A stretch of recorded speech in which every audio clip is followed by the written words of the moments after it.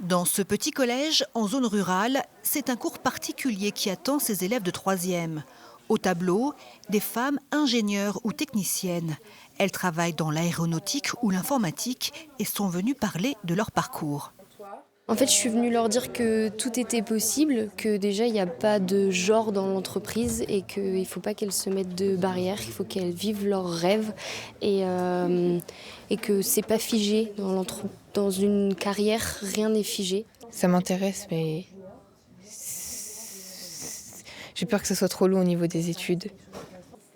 Moins de 30% des adolescentes entament des études scientifiques ou technologiques. Ici, peu de jeunes filles se projettent dans ces métiers.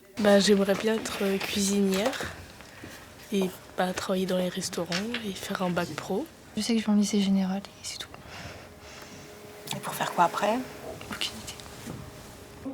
C'est plutôt savoir ce qu'on veut faire qui est assez compliqué.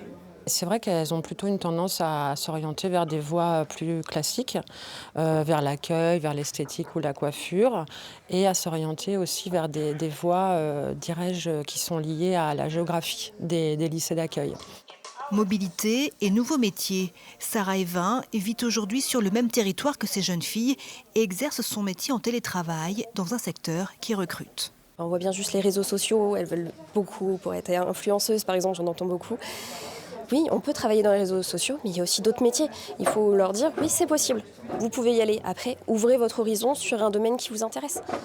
22 000 collégiennes et lycéennes ont pu participer à cette journée nationale de sensibilisation aux métiers techniques et scientifiques.